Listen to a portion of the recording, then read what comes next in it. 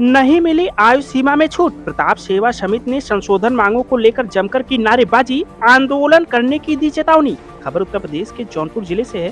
दरअसल आपको बता दें कि उत्तर प्रदेश पुलिस एवं प्रोन्नति बोर्ड यूपी पीआरपीबी की ओर से यूपी पुलिस कांस्टेबल के 60,244 पदों को भरने के लिए नोटिफिकेशन जारी कर भर्ती का ऐलान कर दिया गया है।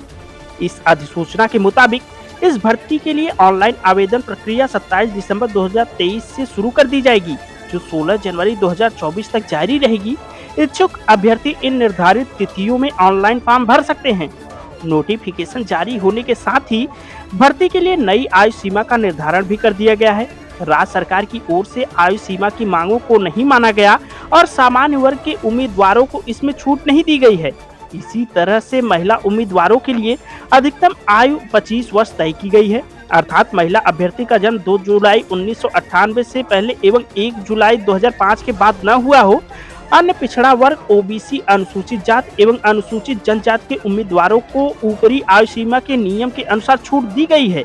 आपको बता दें कि ईडब्ल्यूएस अंतर्गत सामान्य वर्ग के अभ्यर्थी की उम्र सीमा 18 से 22 के स्थान पर 18 से 25 वर्ष आयु सीमा बढ़ाने की मांग को लेकर प्रताप सेवा समिति मछली शहर के जिला अध्यक्ष सत्येंद्र सिंह ने ग्रामीण स्तर पर प्रदर्शन कर सरकार को चेतावनी दी है कि अगर सरकार संशोधन ईडब्ल्यूएस में संशोधन नहीं किया तो तहसील से लेकर जिला, देश प्रदेश तक आंदोलन करने के लिए बाध्य होगी प्रताप सेवा समिति संगठन।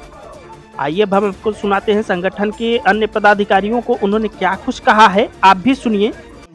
हमारे प्रताप सेवा समिति की तरफ से सभी बड़े बुजुर्ग पेरेंट्स सारे लोग यहाँ आए हुए हैं। हमारे युवाओं के लिए, हमारे बच्चों के लिए जो ईडब्ल्यूएस का आरक्षण दिया गया है, उस आरक्षण को किस रूप से परिभाषित किया जा रहा है। आरक्षण का मतलब अगर सबको एज रिलैक्सेशन दिया जा रहा है तो हमारे बच्चों को 18 से 22 साल उम्र दी जा रही है और 2018 के बीच से 2023 में वैकेंसी आई है। उसमें हमारे बहुत सारे युवा बच्चे बेरोजगार अब हो जाएंगे, उनका एज ही नहीं बचा है। कोई 21 साल, कोई 24 साल हो गया तो कोई 25 साल हो गया। तो कम से कम सरकार को 25 साल तक एज कर देनी चाहिए। और केंद्र सरकार इसका एक नमूना भी पेश किया है। वो नमूना ये रहा कि जीडी भर्ती में उसने 3 साल एज रिलैक्सेशन दिया है।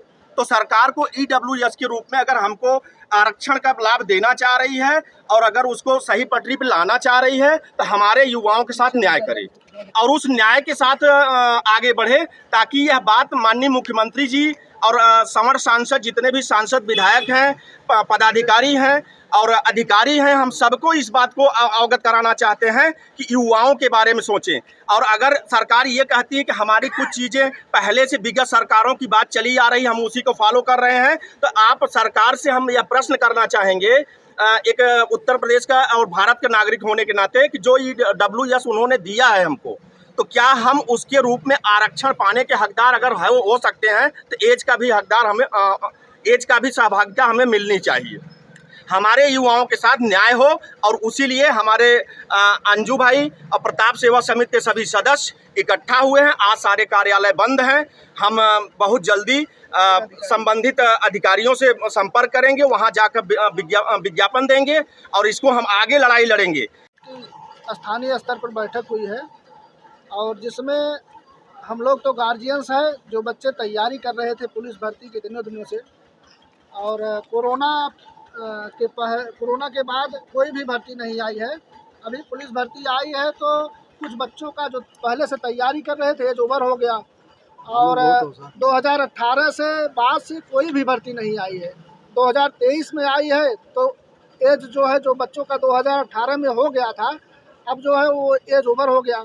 तो माननीय मुख्यमंत्री जी से हमारा निवेदन है और जो भी सवर्ण सांसद, विधायक हैं, उनसे हमारा हाथ जोड़ के निवेदन है कि कम से कम इस मुद्दे पर विचार करें और हम लोगों के बच्चे भी इस अवसर का लाभ ले सकें।